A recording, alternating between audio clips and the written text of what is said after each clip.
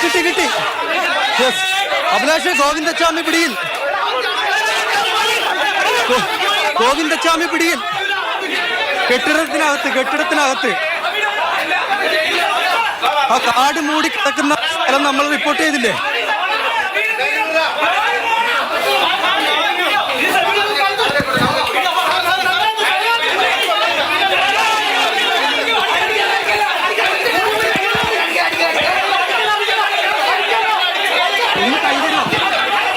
കേരളം മുൾമുനയിൽ നിന്ന മണിക്കൂറുകളിൽ ക്യാമറാമാൻ ഷിജിൻ നരിപ്പറ്റയും റിപ്പോർട്ടർ രാഹുൽ കെവിയും പകർത്തിയ ഈ ദൃശ്യങ്ങൾ മാതൃഭൂമി ന്യൂസിലൂടെ മാത്രം ലോകം കണ്ടു.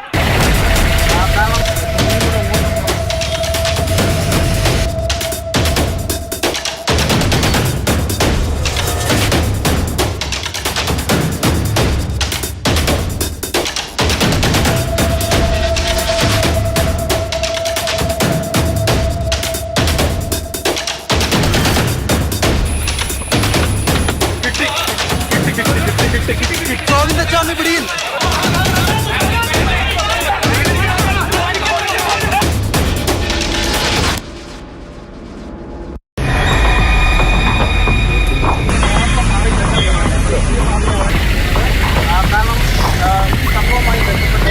ഇന്ന് രാവിലെ കേരളം ഞെട്ടിയ വാർത്ത. കുപ്രസിദ്ധ കുറ്റവാളി ഗോവിന്ദച്ചാമി കണ്ണൂർ സെൻട്രൽ ജയിലിൽ നിന്നും തടവ് ചാടി രക്ഷപ്പെട്ടിരിക്കുന്നു. എങ്ങനെ, എപ്പോൾ? ജയിലധികൃതരും പോലീസും എന്ത് ചെയ്യണമെന്നറിയാതെ പകച്ചുപോയ നിമിഷങ്ങൾ.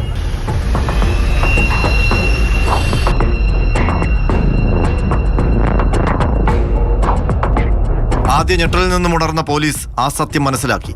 രാത്രി 1:10 ഗോവിന്ദച്ചാമി കനത്ത സുരക്ഷയുള്ള സെല്ലിൽ നിന്നും ചാടിയിരിക്കുന്നത്. അതും ജയിൽ കമ്പികൾ മുറിച്ചുമാറ്റിയാണ് പുറത്തു കടന്നത്.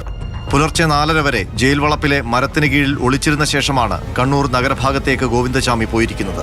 ഇതോടെ ജയിൽ പരിസരത്തും പുറത്തുമായി ഗോവിന്ദച്ചാമി ഒളിച്ചിരിക്കാൻ സാധ്യതയുള്ള സ്ഥലങ്ങൾ തേടി പോലീസ് ഇറങ്ങി.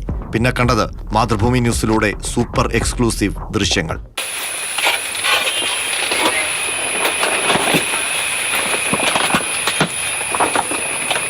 അഭിലാഷ്, അതായത് നമ്മളിവിടെ നിൽക്കുന്ന സമയത്ത് അപ്പുറത്തെ ഭാഗത്ത് നിന്ന് ആളുകളുടെ ഒച്ച കേൾക്കുന്നുണ്ട്. കിട്ടിയെന്നാണ് കരുതുന്നത്. ഏതായാലും അങ്ങോട്ടേക്ക് പോകട്ടെ.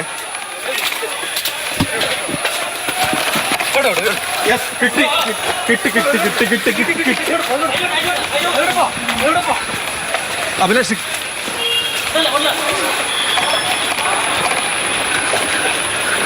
യെസ് യെസ് യെസ്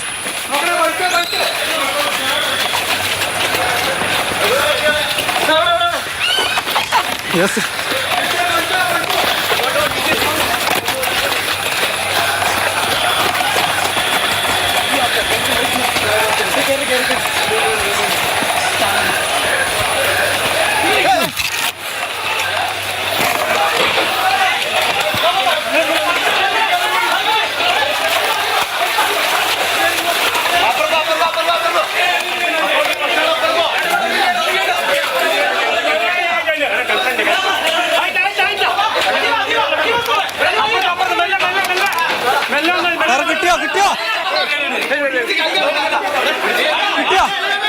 കിട്ടി കിട്ടി.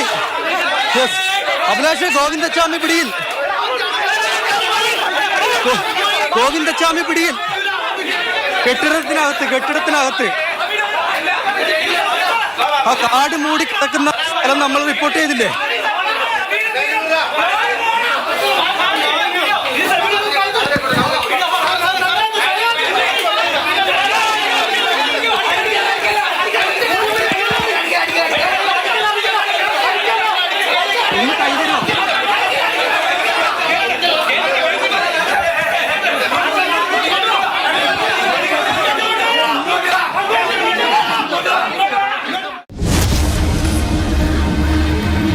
ഗോവിന്ദച്ചാമിയെ തേടിയുള്ള പരക്കം പാച്ചിൽ. വാർത്തയും ഗോവിന്ദച്ചാമിയുടെ ദൃശ്യങ്ങളും പുറത്തു വന്നതോടെ നാട്ടുകാരും തിരച്ചിലിനിറങ്ങി.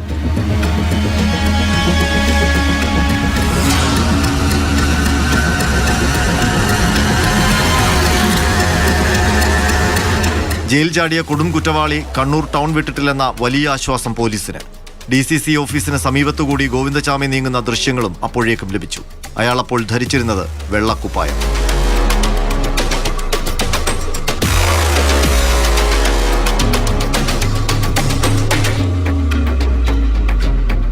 നൂറുകണക്കിന് CCTV ദൃശ്യങ്ങൾ പോലീസ് മിനിറ്റുകൾ ശേഖരിച്ചു പരിശോധിച്ചു. ഇവിടെ ചില ദൃശ്യങ്ങളൊക്കെ പരിശോധിക്കുന്ന കാഴ്ച നമുക്ക് കാണാൻ സാധിക്കുന്നുണ്ട്. ഇവിടെ തൊട്ടരികിലുള്ള ആളുകൾ നേരത്തെ ചില ചിത്രങ്ങളും അതുപോലെ തന്നെ CCTV ദൃശ്യങ്ങൾ തളാപ്പ് റോഡിലൂടെ യാത്ര ചെയ്യുന്ന ദൃശ്യങ്ങളാണ് നമ്മൾക്കിപ്പോൾ പ്രേക്ഷകരിലേക്ക് എത്തിക്കാൻ സാധിക്കുന്നത്. പോലീസ് ഉദ്യോഗസ്ഥർ ആ CCTV ദൃശ്യങ്ങൾ പരിശോധിച്ചുകൊണ്ടിരിക്കുകയാണ്.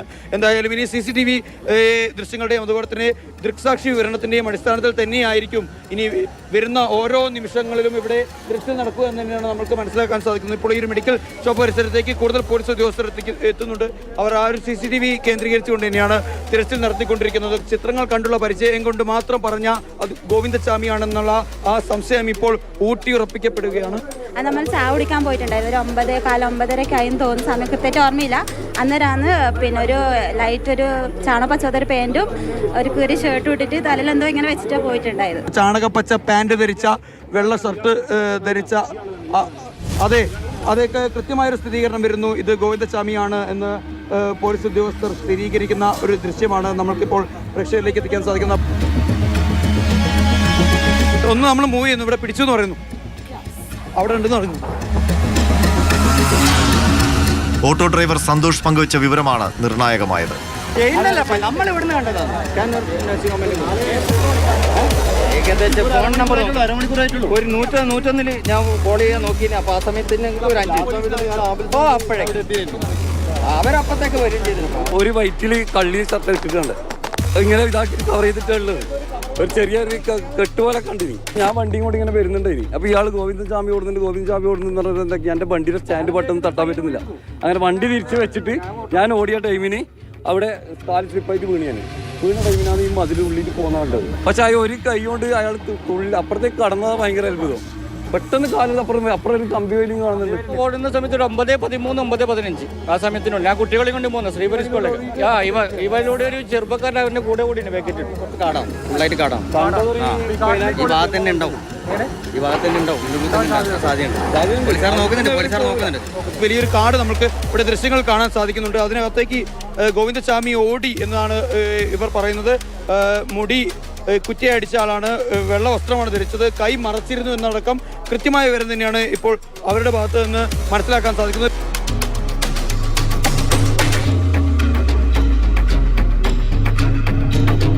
കൂടാതെ കൂടുതൽ ദൃക്സാക്ഷികൾ പോലീസിന് വിവരം നൽകിക്കൊണ്ടേയിരുന്നു. അന്വേഷണം തളാപ്പ് മേഖലയിലായി ചുരുങ്ങി. ആ മേഖലയിലെ ആളൊഴിഞ്ഞ പറമ്പുകളും വീടുകളും കേന്ദ്രീകരിച്ചായി പരിശോധന.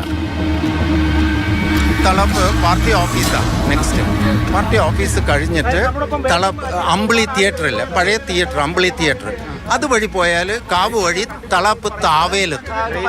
റെയിലിൻ്റെ അടുത്തെത്തും, ഇരട്ടക്കണ്ണം പാലത്തിൻ്റെ. അപ്പോൾ അയാൾക്ക് എവിടെയും ഓടാം. ആ താഴെ ഏരിയ ഒരു ഐസൊലേറ്റഡ് ഏരിയ, വെറ്റ്ലാൻഡ്സാണ്, ചതുപ്പാണ്. അപ്പോൾ ഈ സ്ട്രീറ്റ് ഓടിയത് അതാണ് സംശയം. ഇത് കഴിഞ്ഞാൽ നമ്മൾ അഴീക്കോടം വന്നിരുമല്ലോ, പാർട്ടി ഓഫീസ്, മാർക്കറ്റ് പാർട്ടി ഓഫീസാണ്. അപ്പം അതിൽ ആൾക്കാരുണ്ട്, അവിടെ കൺസ്ട്രക്ഷൻ നടക്കുന്നതാണ്. അപ്പോൾ അതിൻ്റെ നെക്സ്റ്റ് ഉള്ളത് തിയേറ്റർ വഴിയെങ്കിൽ ഞങ്ങളിലുള്ള താമസിക്കുന്ന ഏരിയ ഓലച്ചേരിക്കാവ്. അത് കഴിഞ്ഞാൽ താവയാണ്, ഇരട്ടക്കണ്ണം പാലം, റെയിൽ ലൈനാണ്. അയാൾ ആ റെയിൽ ലൈനിലേക്ക് പിടിച്ചോന്നാണ്. എന്താ പറയുക, അയാൾ റെയിൽ ലൈനാണ്. ഇരട്ടക്കണ്ണം ഇവിടുന്ന് ഒരു 1.25 കിലോമീറ്ററേ ഉള്ളൂ. പക്ഷെ സ്ട്രെയിറ്റ് ലൈനിൽ പോകുമ്പം അതൊരു അടുത്താണ്. ഞങ്ങൾ കാവിൻ്റെ അവിടെ എന്താ അവിടുന്ന് പക്ഷെ അവിടെ പോലീസ് പോകുന്നുണ്ടേനും താവ ഏരിയയിൽ. ഓർക്ക് സംശയമുണ്ട്. അപ്പോൾ ഇയാൾ റെയിലേ പിടിക്കുള്ളൂ എന്നാണ് എൻ്റെ സംശയം. വൈകുന്നേരം വേറൊരു കാക്കിയുടെ ഡ്രൈവർ ഉണ്ടായിരുന്നു. ഡ്രൈവർ ഗോവിന്ദച്ചാമി എന്ന് പറഞ്ഞിട്ട് അവിടെ വണ്ടി സൈഡാക്കി ഇവരെ ഇടുണ്ടായ ഇവരെ മുമ്പ് അതിലോട്ട് പാസ്സായിട്ട് പോയി. നിങ്ങൾ ഗോവിന്ദച്ചാമി എന്ന് പറയുന്നത് അയാൾ കേട്ടു. മറ്റേ ആൾ കേട്ടിട്ട് അയാൾ എന്തെല്ലോ ഹിന്ദിയിൽ എന്തെല്ലോ പറയുന്നുണ്ടായി. എന്നിട്ടാ ഓടിയേ. അന്വേഷണ സംഘത്തിനൊപ്പം കണ്ണിമ ചിമ്മാതെ മതിലും വഴികളും ചാടിക്കടന്ന് മാതൃഭൂമി ന്യൂസ് സംഘവും ഒപ്പം ചേർന്നു. ഞാൻ പറഞ്ഞു അഭിലാഷേട്ട, അതായത് ശബ്ദം കേൾക്കുന്നുണ്ട്, ഗോവിന്ദച്ചാമി പിടിയിലായിട്ടുണ്ടെന്നാണ് മനസ്സിലാക്കുന്നത്. നമ്മൾ അങ്ങോട്ടേക്ക് പോകട്ടെ എന്ന് ലൈവിൽ തന്നെ ചോദിക്കുന്നു. പിന്നെന്താ ലൈവിൽ ഓടിക്കോ എന്നാണ് പറഞ്ഞത്. നേരെ അങ്ങോട്ടേക്ക് ഓടുന്നു. രാഹുൽ വീണത് ഇപ്പോ ഈ നിമിഷമാട്ടോ ഞാൻ അറിയുന്നത്. അത് അറിഞ്ഞിട്ടില്ല ഞാൻ. നേരത്തെ ലൈവ് കൊടുത്തില്ല, കാല് ചളിയാതെന്ന് കരുതി. അപ്പോൾ അങ്ങോട്ടേക്ക് വീണു. പിന്നെ ഈ 2 മതിൽ, അതായത് ഒരു മതിൽ ചാടി തോടാണ്, തോടിനപ്പുറത്തൊരു മതിലാണ്, അത് ചാടി കടന്ന് അവിടെയാണ് ഈ കിണറുള്ളത്. ഷിജിൻ, എങ്ങനെയാണ് അങ്ങോട്ടേക്ക് ഇത്ര പെട്ടെന്ന് ഓടി കയറിയത്? അങ്ങനെ എങ്ങനെയാണെന്ന് ചോദിച്ചു കഴിഞ്ഞാൽ ഇപ്പോൾ പറയാൻ പറ്റില്ല. ആ സമയത്തൊരു സ്പിരിറ്റിൽ നമ്മൾ ഇനിയിപ്പോൾ മതിലല്ല എന്ത് തന്നെയാണെങ്കിലും ചാടിക്കിടക്കും. ചിലപ്പോൾ വീണ്ടും നമ്മൾ പോയപ്പോൾ അതിൻ്റെ ആഴം നമ്മൾ പറഞ്ഞില്ലേ, ഇത് എനിക്ക് കയറാൻ പറ്റില്ല. നേരത്തെ അങ്ങനെ ഇറങ്ങിപ്പോയി. ഇനി പിന്നത്തെ പ്രാവശ്യം ഒരാളെ കൈ പിടിച്ചിട്ടാണ് അവിടെ ഇറങ്ങുന്നത്. അവിടെയുള്ള ഒരു ചേട്ടൻ വന്ന് പറഞ്ഞു, ഇത് പഴകിയ മതിലാണ്, ഇതിലേ കയറണ്ട, മുൻവശത്തെ വഴിയിലൂടെ വന്നാൽ മതി. പേടിയായില്ലേ? ഇല്ല, അതൊന്നും ആ പറയുന്നതൊന്നും നമ്മളെ ശ്രദ്ധയിലില്ല. നമ്മളെ ഒറ്റ ഇത് മാത്രം വിഷ്വലി കിട്ടുക എന്നുള്ള അതിനപ്പുറത്ത് വേറെ ഒരു ചിന്ത ആ സമയത്തില്ല. അതങ്ങനെയാണ്.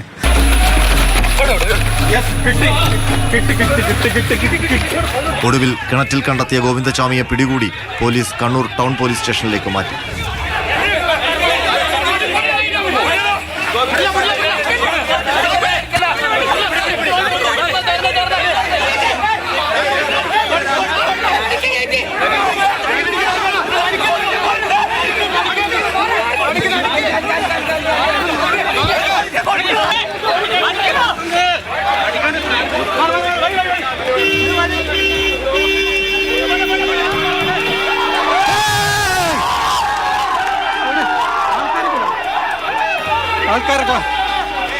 ഞങ്ങൾ ആദ്യം ഒരു പ്രാവശ്യം വന്ന് എല്ലാം ചെക്ക് ചെയ്താണ് ഇവിടെ വന്നിട്ട്. ആ സമയത്ത് ഇവിടെ ഒന്നും കണ്ടില്ല. പിന്നെ അഗൈൻ ആര് പറഞ്ഞു ഇങ്ങനെ ഗോവിന്ദചാമിനെ കിട്ടി എന്ന് പറഞ്ഞപ്പോൾ എല്ലാവരും ആ ഭാഗത്തേക്ക് ഓടിപ്പോയി. അപ്പം ഞാൻ പറഞ്ഞു ഇല്ല, കിട്ടിയില്ല എന്ന് പറഞ്ഞു. അപ്പോഴും പിന്നെയും അയാൾക്ക് രക്ഷപ്പെടാനുള്ള ഒരു വഴി ഇതാണല്ലോ, കാരണം ഇവിടെ ആളൊഴിഞ്ഞല്ലോ ബഹളം അങ്ങോട്ടായപ്പോൾ. അപ്പോൾ വീണ്ടും പറഞ്ഞതാ നമുക്ക് ഇവിടെ ഒന്നുകൂടി നോക്കാം, കാരണം ഇവിടെ ആളൊഴിഞ്ഞപ്പോൾ അയാൾ ഇങ്ങോട്ട് മാറിയിട്ടുണ്ടെങ്കിലോ. അങ്ങനെയാണ് വീണ്ടും വന്ന് നോക്കിയത്. നമ്മൾ തെരയുന്നു പറഞ്ഞ പറമ്പല്ലേ? അത് തന്നെ, ഇതായിരുന്നു. ഈ മതില് ചാടി വന്നു എന്നാണ് മനസ്സിലാക്കേണ്ടത്. ആവാനാ ചാൻസ്, കാരണം അവര് അവിടെ ആ ഇതിന്റെ തൊട്ടപ്പുറത്ത് ഒരു തോടാണ്. അപ്പൊ ആ തോടിലാണ് ആൾക്കാർ ആദ്യം ഫസ്റ്റ് കണ്ടു എന്ന് പറഞ്ഞത്. അപ്പൊ അതിൽ നിന്ന് ഇങ്ങോട്ടേക്ക് ചാടാം. ഗോവിന്ദചാമിയെ പിടികൂടാൻ കഴിഞ്ഞത് വളരെ ആശ്വാസം. അതിൽ ഏറ്റവും നിർണായകമായത് ഓട്ടോ തൊഴിലാളികൾ, നമ്മൾ നേരത്തെ പറഞ്ഞ കാർഡ് വായിക്കുന്നതിന് വേണ്ടി വന്ന ചേച്ചി, അതുപോലെ ഗോവിന്ദചാമി നടന്നു നീങ്ങുന്ന സമയത്ത് സംശയം പ്രകടിപ്പിച്ച ആളുകളൊക്കെയാണ്. അങ്ങനെ ഒരു വ്യക്തിയാണ് എന്നോടൊപ്പം ചേരുന്നത്. രാവിലെ ഞാൻ എന്ത് ചെയ്തെന്ന് പറഞ്ഞാൽ എൻ്റെ സ്കൂട്ടി എടുത്തിട്ട് അങ്ങോട്ടേക്ക് പോകുമ്പോൾ ഈ വ്യക്തി ഒരു ശബരിമലയിലേക്ക് പോകുന്ന വ്യക്തികളെ പോലെ ഒരു മുസ്ലിം ഡ്രസ്സ് ഇട്ടിട്ട് അവിടുന്ന് AKGൻ്റെ ഭാഗത്തു നിന്ന് ഇങ്ങോട്ടേക്ക് നടന്നു വരുന്നുണ്ട്. അതിന് തലമൊരു കെട്ടുണ്ട്, ഒരു കൈ ആ കെട്ടിൻ്റെ ഉള്ളിലുള്ളത്. ആ കെട്ടിൻ്റെ ഉള്ളിലാകുമ്പോൾ പത്തിയിലാണല്ലോ, കൈപ്പത്തിയില്ലാത്തതുകൊണ്ടാണ് അങ്ങനെ അയാൾ വെച്ച് നടക്കുന്നത്. താഴെ കഴിഞ്ഞാൽ കൈപ്പത്തി കാണുമല്ലോ. അപ്പോൾ അയാൾ നടന്നു വരുന്ന സമയത്ത് ഞാൻ അവിടെ പോയി സാധനം പാർസൽ എടുത്ത് തിരിച്ചു വരുന്ന സമയത്താണ് ഈ ഓട്ടോക്കാരനും വേറൊരു വ്യക്തി സന്തോഷ് കുമാർ അങ്ങനെ ഒരു വ്യക്തി, നമ്മൾ മാക്സ് ഹോസ്പിറ്റലിലാണ് അവർ വണ്ടി സൈഡാക്കി. ആ സമയത്ത് എൻ്റെ വണ്ടി അവിടെ എത്തിയിരുന്നു. അപ്പോൾ ഇവരെന്നോട് ചോദിച്ചു അയാൾക്ക് കൈയുണ്ടോ എന്ന് ചോദിച്ചു. ഞാൻ ഇല്ലയെന്ന് പറഞ്ഞു. കൈയില്ലാന്ന് പറഞ്ഞപ്പോൾ എൻ്റെ ഒരു അപ്പോൾ നമ്മൾ രണ്ടാൾ നിൽക്കുന്ന പോലെയാണ്. എൻ്റെ ഒന്നിച്ചിട്ടാണ് അയാൾ ഉള്ളത്. എൻ്റെ ലെഫ്റ്റ് സൈഡിലാണ് അയാൾ വണ്ടി എടുത്ത് വരുന്നത്. ഞാൻ വണ്ടി അവിടെ നിർത്തി ഇയാളെ നോക്കി. അപ്പോൾ ഇയാൾ മറ്റേ ഓട്ടോ ഡ്രൈവർക്കാരൻ റോട്ടിൽ കഴിഞ്ഞോട് ചോദിച്ചു ഹിന്ദിയിൽ ഇയാൾ എന്തോ ചോദിച്ചപ്പോൾ കോൺസ അങ്ങനെ എന്തോ ഇയാൾ പറഞ്ഞു. അപ്പോൾ ഈ ഓട്ടോക്കാരൻ എന്ത് ചെയ്ത ഒരു വ്യക്തി തന്നെ അയാൾ ഗോവിന്ദചാമി എന്നിട്ട് കൂക്കിക്കണ്ടു. ഇല്ലെങ്കിൽ ശരിക്ക് നമ്മൾ രാവിലെ TV-യിൽ ജയിൽ ചാടിയത് അറിഞ്ഞിട്ടുണ്ടെങ്കിൽ എനിക്ക് പിടിക്കാൻ പറ്റുമോ? കാരണം എൻ്റെ അടുത്തുള്ള മുട്ടി ഒരുമില്ലാത്ത രീതിയിൽ അയാൾ ഇതേ ടൈം എന്ത് ചെയ്ത് ആ ഗഡങ്ങിൽ സൈഡിൽ ഒരു കൺസ്ട്രക്ഷൻ നടക്കുന്നൊരു ബിൽഡിംഗ് ഉണ്ട്, അതിലേക്ക് നടന്നു പോയി. കൂളായിട്ട് നടന്നു പോവുകയും ചെയ്യുന്നുണ്ട്. കുറച്ച് മുന്നോട്ട് എത്തിയാവുന്ന ഇയാൾ ഓടുന്ന കണ്ടപ്പോൾ കൺസ്ട്രക്ഷൻകാരനോട് പിടിക്കാൻ പറഞ്ഞു. അയാൾ ഒറ്റക്കല്ലേ, ഇവന് ഗഡങ്ങെടുത്ത് ചാടി. ഈ ചാടി സമയത്ത് ഞാനെന്താ ചെയ്തതെന്ന് പറഞ്ഞു കഴിഞ്ഞാൽ ഞാൻ എൻ്റെ വണ്ടി എടുത്തിട്ട് ഞാൻ നേരെ അതിലേക്ക് കയറിപ്പോയി. കൂടുതൽ പേര് വിവരം അറിയിച്ചോ? ഇല്ലില്ല, ആ സമയത്ത് മറ്റേ വ്യക്തി കുമാർ എന്ന വ്യക്തി പുറത്തു നിന്നിട്ട് പോലീസിനെ വിളിക്കുന്നുണ്ടായിരുന്നു. ഞാൻ നേരെ ഓടിയത് എന്താണ്, ഓൻ അപ്പുറം ചാടിയില്ലെങ്കിൽ വണ്ടി എടുത്ത് ഓൻ്റെ മേത്ത് കുത്താലോ. ഞാൻ വണ്ടി എടുത്ത് ഓടി, ഒരു രക്ഷയില്ല, മോള് വരെ പോയി തിരിച്ചു വന്നു. തിരിച്ചു വരുമ്പോൾ പോലീസ് കാര്യങ്ങളും പറഞ്ഞു. അങ്ങനെ ഞാൻ പറഞ്ഞെടുത്ത സേർവാല മാക്സിലേക്ക് പോയിട്ട് അവരോട് സജീവനോട് വാങ്ങിയിട്ട് CCTV-യിൽ നോക്കി ഞാനും പറഞ്ഞു ഇതേ വ്യക്തിയാണെന്ന് തന്നെ പറഞ്ഞു ഉറപ്പിച്ചിരുന്നു. പിന്നെ കാണുന്നതിന് യൂണിഫോമിലുള്ളത്, കാരണം പാൻറ് ഇട്ടിട്ടുണ്ട്, ടീഷർട്ട് ഇട്ടിട്ടുണ്ട്. ഒരു ജയിലിൽ ചാടിയ വ്യക്തി എങ്ങനെയാണ് പിന്നെയാണ് ഡോഗ് സ്ക്വാഡ് വരുന്നത്. ചുരുക്കി പറഞ്ഞാല് നാടൊന്നടങ്ങ് അന്വേഷിക്കുന്ന ഒരു കൊടുങ്കുറ്റവാളി നിങ്ങളുടെ ഈ കൈ അകലത്തുന്ന പോയത്. കാരണം അറിയില്ല, TV കാണാത്ത ഒറ്റ മിസ്റ്റേക്ക് രാവിലെ, ഇല്ലെങ്കിൽ എന്തായാലും കയറി പിടിക്കും, അത്ര അരിയത്തുള്ളത്.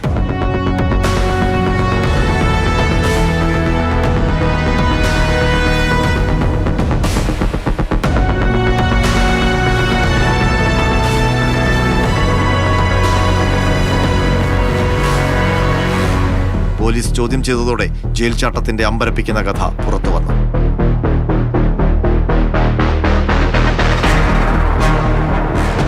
സമീപകാലത്ത് കേരളത്തെ ഞെട്ടിച്ച ജയിൽ ചാട്ടമായിരുന്നു ഗോവിന്ദചാമിയുടേത്. 36 ഏക്കർ വരുന്ന വിശാലമായ കണ്ണൂർ സെൻട്രൽ ജയിലിൽ നിന്ന് എങ്ങനെ ഗോവിന്ദചാമി രക്ഷപ്പെട്ടു? അതും വാച്ച് ടവറിൽ നിന്ന് 50 മീറ്റർ മാത്രം അകലെയുള്ള 10-ാം നമ്പർ ബ്ലോക്കിലെ അതീവ സുരക്ഷാ സെല്ലിൽ നിന്ന്.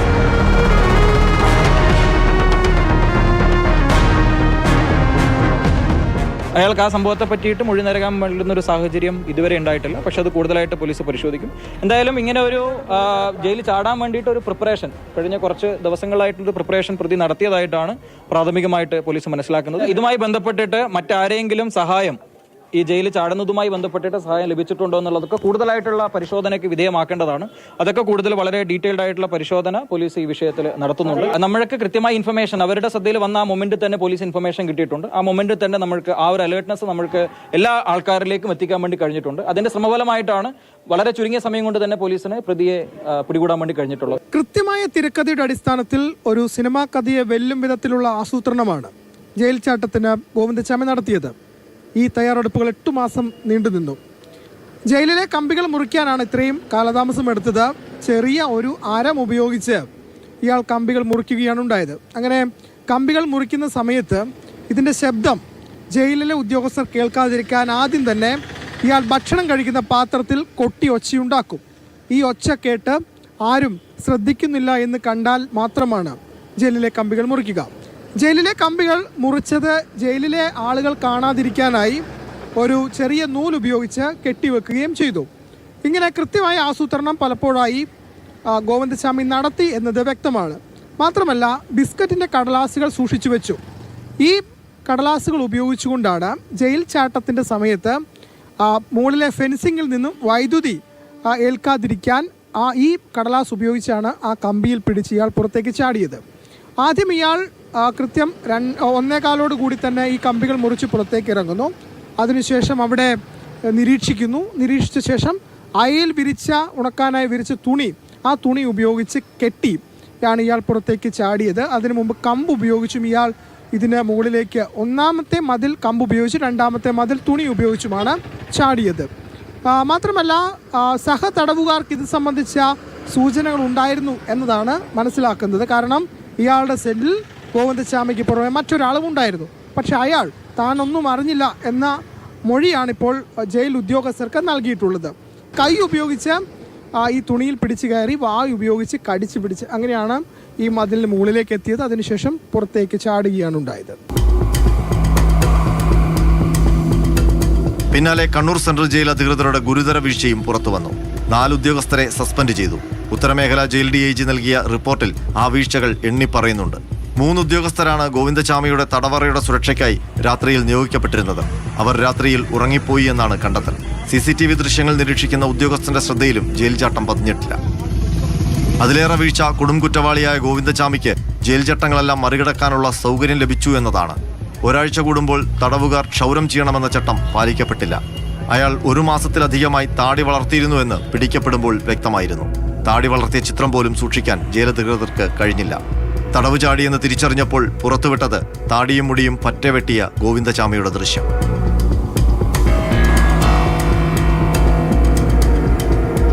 കേരളത്തിന്റെ ഉൾഭയമായ കൊടും കുറ്റവാളിയാണ് ഗോവിന്ദച്ചാമി.